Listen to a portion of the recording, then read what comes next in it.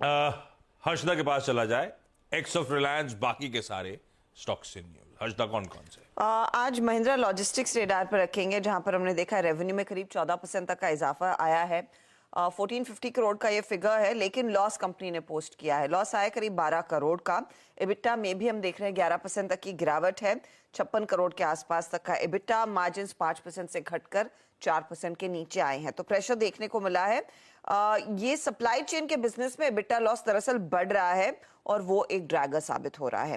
तेजस network दूसरी तरफ loss से अब मुनाफा कमाने लगी है, तो Q4 में कंपनी ने मुनाफा पेश किया है करीब 147 करोड़ का versus a loss of nearly 11.5 crore. Revenue बढ़कर आया है 1326-27 करोड़ के आसपास।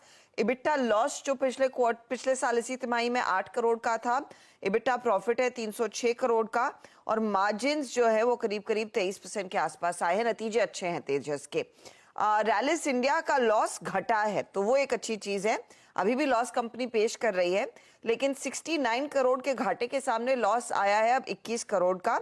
रेवेन्यू हालांकि दबाव में है 16%। इबिटा लेवल पर 6 करोड़ का मुनाफा वर्सेस 64 करोड़ का लॉस, तो यहाँ पर थोड़ी सी कोशिश हो रही है इंप्रूवमेंट दिखाने की। केशोराम के केस में भी हम देख रहे हैं लॉस बढ़ गया है। 26 करोड़ का लॉस था पिछले साल इस तिमाही में, 244 करोड़ पर आया है। एबिटा लेवल पर 29% की गिरावट, मार्जिन 10% के 7% पर रह गए। रेवेन्यू महज 1.5% बढ़ता हुआ दिखाई दिया है, तो यहाँ पर नतीजों में प्रेशर साफ देखने को मिला है। अच्छा, आज दूसरे स्टॉक्स जो रेडार पर रहेंगे उसमें आप पेटीएम ध्यान रखिएगा। पेटीएम ने एक नया made in India sound box UPI और क्रेडिट कार्ड पेमेंट्स के लिए दरअसल लॉन्च किया है।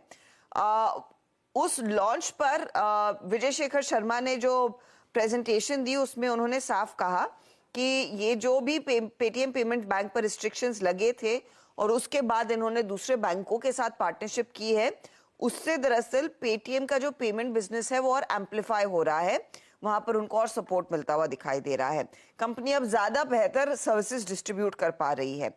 साथ ही साथ उन्होंने मर्चेंट को लेंडिंग पर कहा है कि वो इनिशियल पॉज था आरबीआई की तरफ से, तब इंपैक्ट आया, लेकिन वो भी पिकअप कर चुका है बिजनेस। तो ये स्टेटमेंट्स भी आई हैं, तो ये स्टॉक रेडार पर रखेंगे।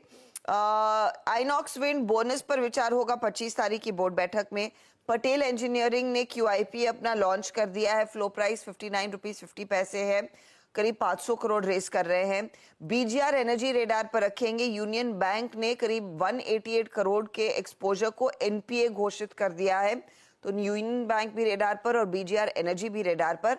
और जैसे हम पहले भी मेंशन कर रहे थे, जो आप हेडलाइन में कह रहे थे, M&M फाइनेंशियल सर्विसेज, आज नंबर्स आने वाले थे, लेकिन वो 150 करोड़ का जो मैटर उभर कर आया है, उसके बाद आज की बोर्ड बैठक टल गई है, तो वो भी स्टॉक आज रेडार पर रहेगा। टाटा कंज्यूमर वैसे नंबर्स के लिहाज से आज निफ्टी की दिग्गज कंपनी है, जिस पर सभी की नजरें होंगी।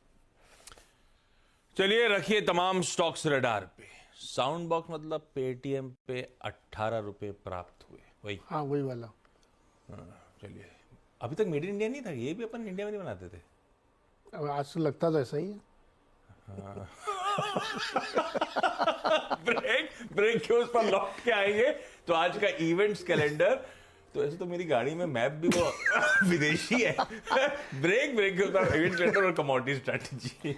मैप में इंडिया वाला नहीं है क्या? है, पर बोलता अंग्रेजी है।